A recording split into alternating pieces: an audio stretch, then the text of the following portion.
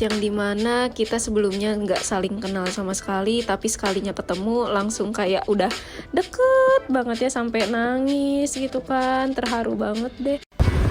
Yeay, tujuan.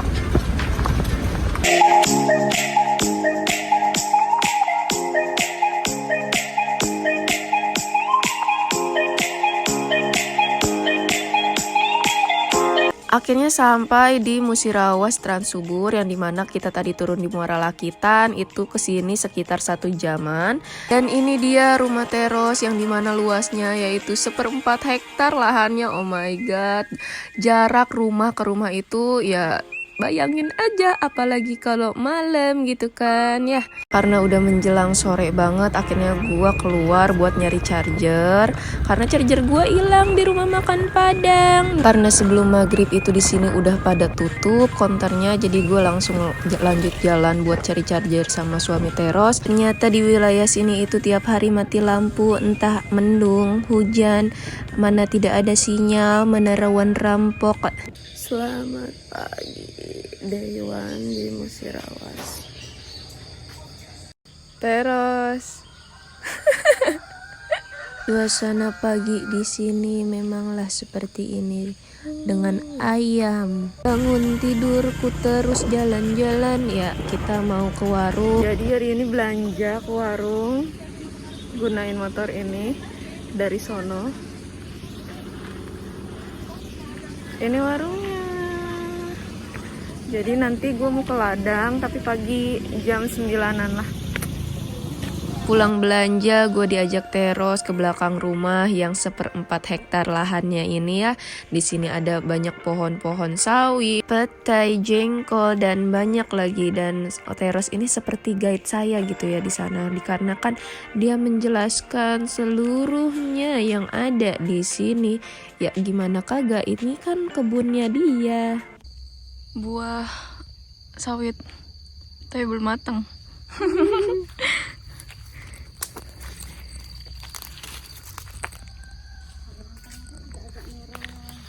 Warna merah. Nah, kalau tidur di sini karena pakai ini biar gak ada nyamuk. Teteh, dapur, ini kamar mandi. Jadi kalau mau apa-apa harus nimba dulu kamar mandinya. Nimba sendiri ya, agak berat ya bun, dikarenakan saya tidak terbiasa, tapi mencoba untuk dibiasakan. Ini dia Reyhan yang dimana selalu membututi gua selama di sini. Dia adalah keponakan teros umur 4 tahun. Mau ngambil pete. Petenya ternyata ada di sana tinggi. Oh. Nah. Ora.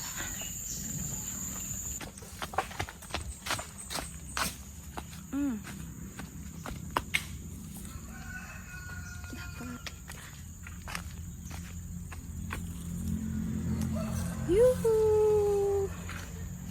Ini dia hasil panen petai yang tadi kita ambil dengan suami teros ya. Jadi hari ini kita mau beli es apa? Aja. Beli Es tebu ya. es tebu. Harga es tebu di sini tuh 5.000 dan tebunya tebu merah, mengambil di kebunnya sendiri. Dan jujur gua kurang suka karena rasanya agak ada daun-daun gitu. Namanya Shiva, sama dia juga keponakan teros, umurnya 4 tahun dan dia juga paling apet sama gua.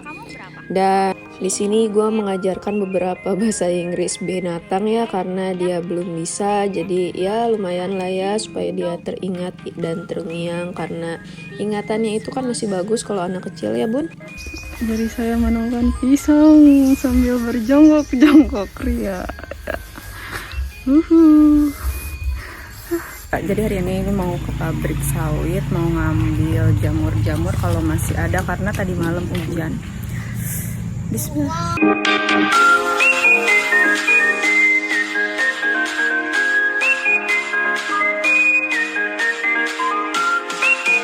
Mau ngambil Jamur di apa tadi tuh namanya, janjangan ya? Janjangan busuk. Ini Limbah janjangan. oh, limbah janjangan. Jadi sekarang nemu jamurnya.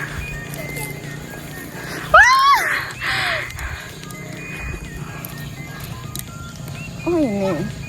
Ya, jamurnya pada busuk. Janjangannya terlalu busuk jadinya susah ya jamurnya ya. Karena kita orangnya pantang menyerah banget, jadi kita terus berjalan melihat-lihat janjangan busuk karena kita harus mencari jamur. Nemu jamur. Nah, ini dia penampakan jamur sawit. Jadi sebenarnya ini ada jamur yang enak, namanya jamur gaji, cuman udah layu. Jadi nggak bisa. Ini jamur paling enak. Jamur sawit paling enak, harga setengah kilo. Setengah kilonya 10.000. Kita cari lagi.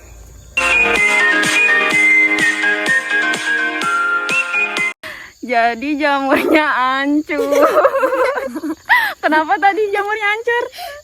Ada binatang ya? Tuh. Sepertinya saya menemukan. Anjay, berasa petualang banget. Nah, ini jamur buat di crispy, katanya enak.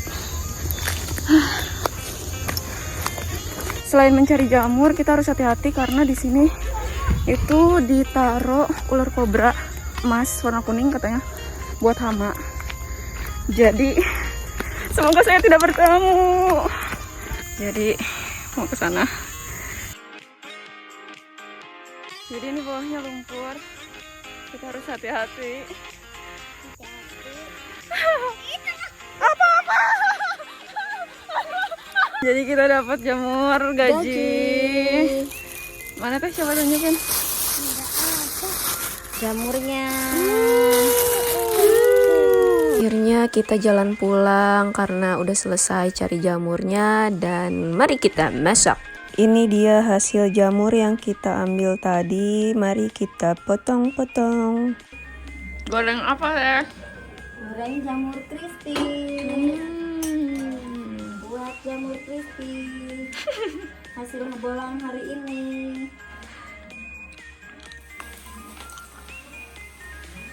Hasil jamur.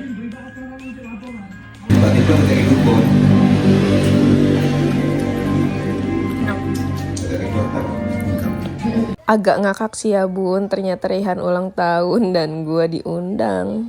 Jadi dapat bingkisan ulang tahun bun. Lumayan ya buat ngemil-ngemil.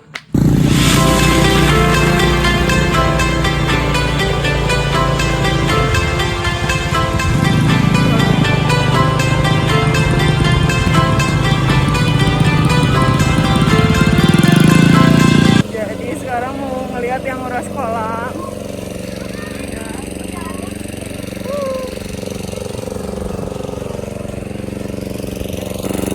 Nah, ini yang mau dikuras kolamnya.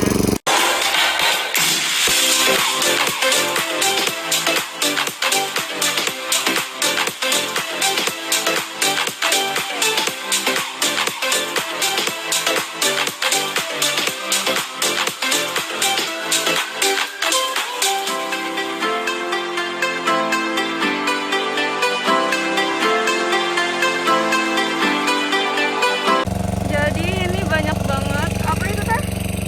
Ini apa? Ikan kecil itu. Oh, itu ikan-ikan kecil. Kalau yang ini udang. Aduh! Kok ini ya sakit? Hei! Prosesnya.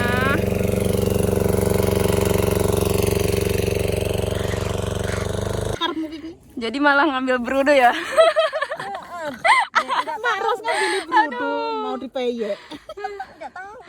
Hasil kuras kolam ikan hari ini menyadarkan gua bahwa nikmatnya sebuah hidangan apalagi dimakan bersama-sama. Hari ini mau naik truk.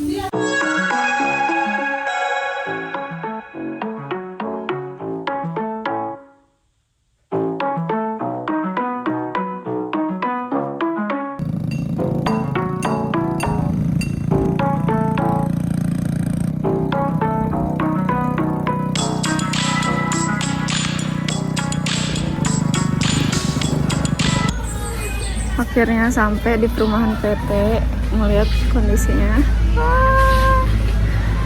Terus aku punya teman baru. Hai. Hai. Jadi truk yang bakal kita tumpangin adalah ini. Jadi nanti kita bakal ngambil sawit-sawit gitu. Sekarang mau naik. Ayo. Yuk. Naik yuk. Woi. Maren. Oh, Maren. Yuk, bentar. Ini taruh sana aja ya.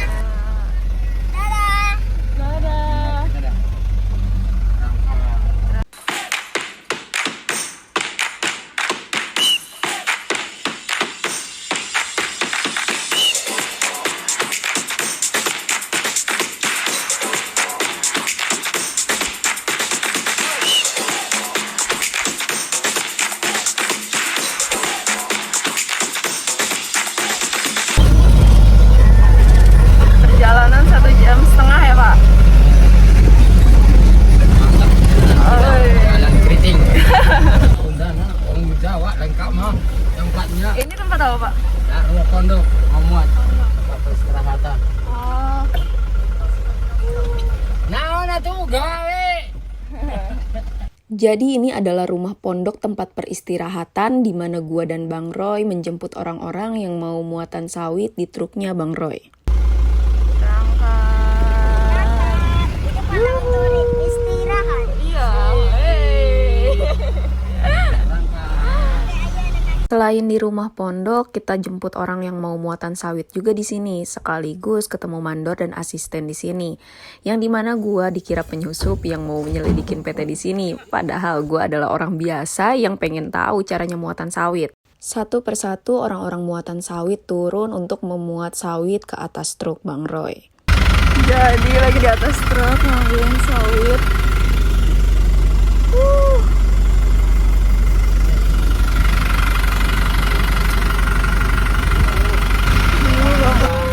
Pak, say hi. Kata Bang Roy, berat sawit ini beragam. Ada yang 21 kilo, 30 kilo, kebayangkan beratnya. Apalagi diambil saat panas-panas seperti ini, membuat kulit saya menghitam. Nah, ini sawit. Ini buahnya.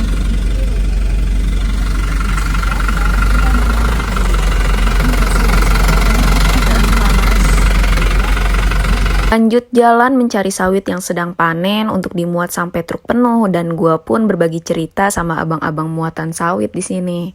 Alhamdulillah muatan hari ini penuh dan gua harus turun, kalau enggak gua kena cucuk-cucuk sawit. Bisa. Bahasa Sunda mah kela punya.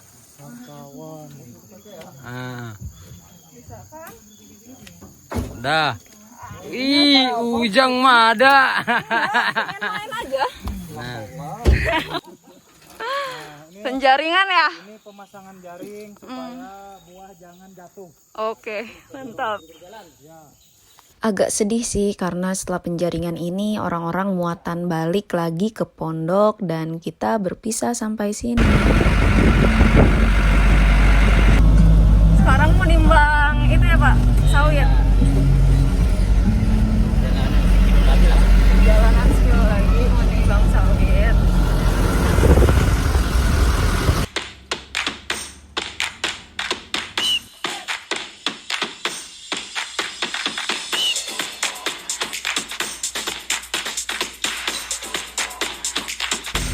Mau nimbang.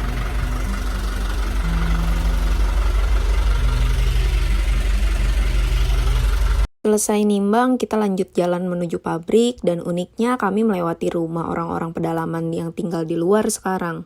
Menurut cerita dari Bang Roy, PT sawit ini mulai mengembangkan perkebunan kelapa sawit di Sumatera Selatan, kalau tidak salah pada tahun 1995-an, dan mencapai ratusan ribu hektar, yang dimana satu blok tanaman di area perkebunan ini 100 hektar per bloknya.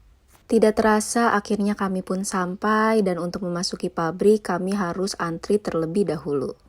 Jadi makan siang dulu ke pabrik. Jadi kita sih. Soalnya lagi pada sawit. Sebelum sawit diturunkan, ternyata sawit harus ditimbang kembali dan beratnya harus sesuai timbangan yang sebelumnya sudah kami timbang di sana.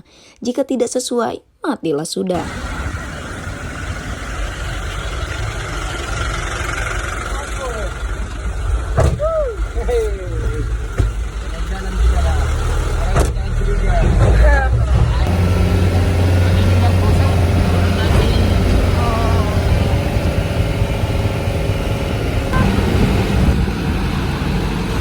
Penurunan kelapa sawit.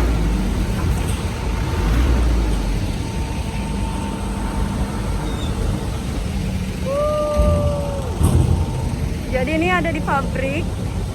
Cuman gue kayak penyelundupan gitu, soalnya takut ditanya-tanya. Naik lagi.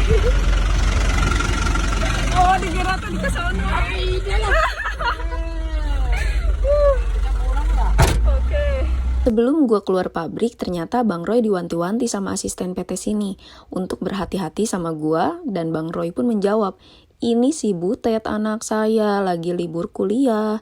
Akhirnya mereka pun percaya bahwa saya si Butet.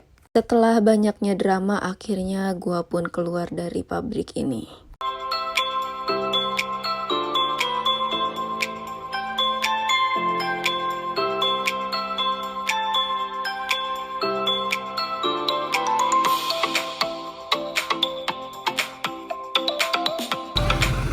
Yuk, dadah.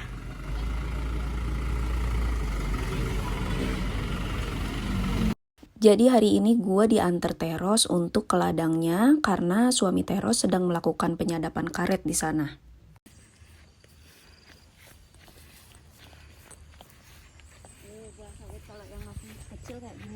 Oh, ini buah sawit yang masih kecil.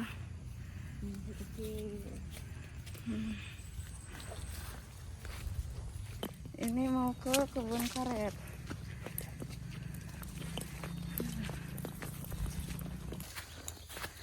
Mau berladang. Nyateh, mau berladang? Mau ke ladang ini. Banyak nyamuknya ladang kami di sini. Habis melewati hutan, mau berladang. Banyak nyamuk.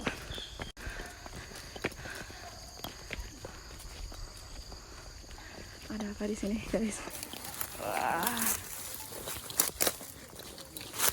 Ada banyak cucuk. Sampai. Akhirnya.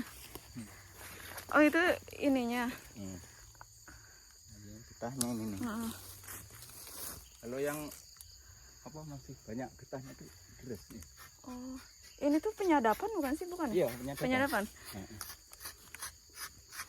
Waktunya berapa lama? Tergantung batangnya. Tergantung batang. Netesnya ini Hah? tergantung batang. Oh. Ada yang sampai setengah hari masih netes. Kalau yang deres kayak gini paling 10 menit. 10 menit.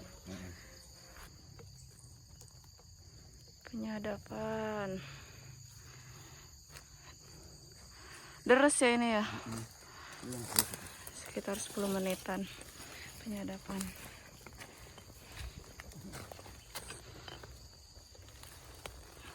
Saat melihat suami Teros melakukan proses penyadapan karet, sepertinya cukup mudah dan tidak sulit. Kia? Ya. Tuha. Ya terus biar keluar, Ya yang penting kan untuk ini aja. biar keluar getahnya.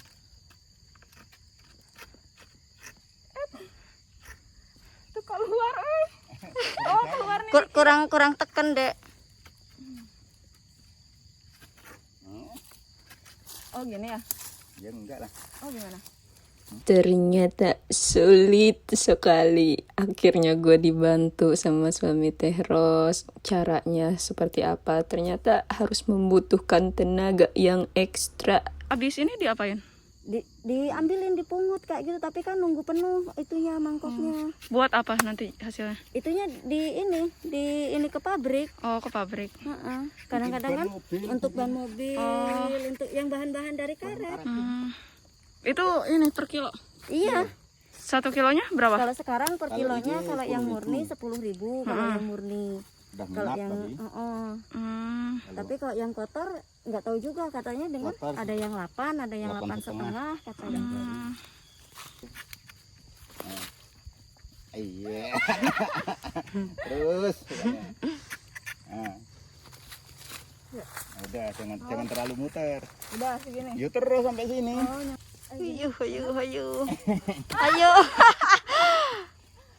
Bukan gue menyerah ya, tapi agak sulit gitu kan. Jadi kayak ya udahlah ya. Sekarang mau apa teh? Mau ngelihat yang mungut karet. Sambil ditemani oleh nyamuk-nyamuk.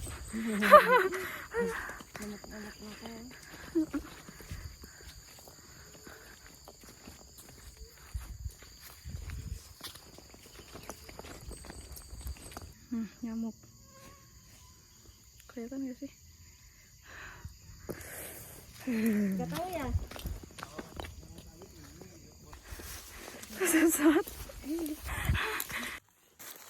Karena gue dan Teros nyasar, akhirnya kita putusin untuk putar balik dan gak jadi lihat yang mengutin karet. Aduh, teteh. Pulang berladang, gue mampir ke tempat ternak ayam. Jadi di sini banyak fans banget ya. Lihat. Panggil nenek. Nek. Ya. Oh ya, lucu banget. Dan ini adalah ibu yang punya ternak ayam tadi. Semangat ibu, aku bangga padamu. Karena ini hari terakhir, akhirnya gue diajak ke pasar karena pasar di sini hanya ada tiap hari Minggu aja. Setelah itu gue dan Teros ke rumah Rehan, yang dimana Rehan adalah keponakan Teros yang paling apet banget sama gue selama di sini. Akhirnya gue pamit sama Rehan dan keluarga. Pulang. Terima kasih Tuhan telah mengajarkan apa arti kesabaran dalam menghadapi situasi sulit, situasi buruk. Terima kasih Tuhan, Kau tidak melemahkan imanku, namun memberi kekuatan untuk menghadapinya, menjalani proses dalam kehidupan dan mensyukurinya. Kerja keras untuk mendapatkan apa yang dituju. Terima kasih orang-orang baik, tidak menyangka bisa saling mengenal, meskipun tanpa hubungan darah. Kami tetap seperti keluarga. Mungkin waktu terus berputar, hidup pun tetap terus harus berjalan, sampai nyawa ini terhenti. Terima kasih Musirawas, tempat ini menjadi saksi hidup bagi saya, yang akan saya ceritakan kepada orang-orang yang saya cintai. Terima kasih untuk semuanya, lain waktu saya akan kembali.